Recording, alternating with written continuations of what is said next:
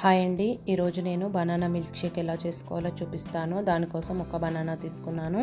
ఒక కప్పు వరకు కాచి చల్లార్చి ఫ్రిడ్జ్లో పెట్టుకున్న పాలు తీసుకున్నానండి. పాలు అనేది చల్లగా ఉండాలి. ఒక స్పూన్ వరకు సబ్జా గింజలు తీసుకున్నాను. బాదం పలుకులను నానబెట్టుకొని పొట్టు తీసి పక్కన ఉంచుకోవాలండి. కొద్దిగా కాజు తీసుకోవాలి. కొన్ని పిస్తా పప్పుల్ని ఇలా చిన్నగా కట్ చేసి తీసుకోండి. ఒక 3 స్పూన్ల వరకు చక్కెర తీసుకున్నానండి. మీరు తినే స్వీట్ని బట్టి చక్కెర అనేది వేసుకోండి. ఇప్పుడు సబ్జా గింజల్లో నీళ్లు వేసి ఒక 10 నిమిషాల వరకు నానబెట్టుకోవాలండి.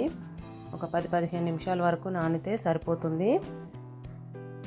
తర్వాత ఒక మిక్సీ జార్ తీసుకోండి. దాంట్లోకి కట్ చేసి పెట్టుకుండా బనానా ముక్కలు వేసుకోండి. ఒక కప్పు పాలకు ఒక బనానా, దీంట్లోకి 3 స్పూన్ల చక్కెర వేస్తున్నాను. తర్వాత కాజు వేసుకుంటున్నానండి. అలాగే నానబెట్టుకున్న బాదంల నుంచి కొన్ని బాదంలు ఇప్పుడు వేసుకుంటున్నాను. కొద్దిగా ఒక కప్పు వరకు పాలు వేసుకుంటున్నానండి. ఇప్పుడు నేను ఇవి చల్లగా ఉండాలండి. కాచి చల్లార్చుకొని ఫ్రిడ్జ్లో పెట్టిన పాలు. అలాగే 1/2 స్పూన్ వరకు ఒక ఇలాచీల పొడి వేయండి, ఫ్లేవర్ బాగుంటుంది. దీన్ని ఒకసారి గ్రైండ్ చేసుకోండి. ఈ విధంగా గ్రైండ్ చేసుకొని పక్కన ఉంచుకోండి. ఇప్పుడు ఒక గ్లాస్ తీసుకోవాలి. తర్వాత దాంట్లోకి మనం నానబెట్టుకున్న సబ్జా గింజలు ఉన్నాయి కదా, ఇవి నేను ఒక 4 స్పూన్ల వరకు వేసుకుంటున్నానండి. ఎక్కువైనా వేసుకోవచ్చు. ఈ ఎండాకాలంలో సబ్జా గింజలు తీసుకోవడం వల్ల చాలా హెల్త్కు మంచిదండి. బాడీని కూల్ చేస్తుంది. తప్పకుండా సబ్జా గింజలు వాడండి. అలాగే కొద్దిగా పిస్తా పలుకులు వేసుకున్నాను.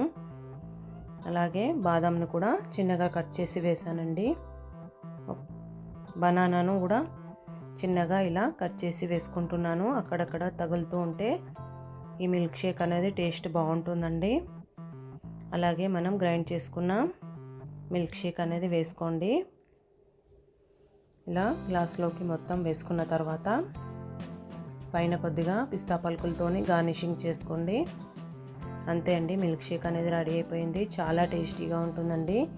మీరు కూడా ట్రై చేయండి. నా వీడియో కనుక నచ్చితే లైక్ చేయండి, సబ్స్క్రైబ్ చేయండి. మీకు ఎలా వచ్చిందో కామెంట్ కూడా చేయండి. ఇలా ఒకసారి ట్రై చేసి చూడండి, చాలా టేస్టీగా ఉంటుందండి.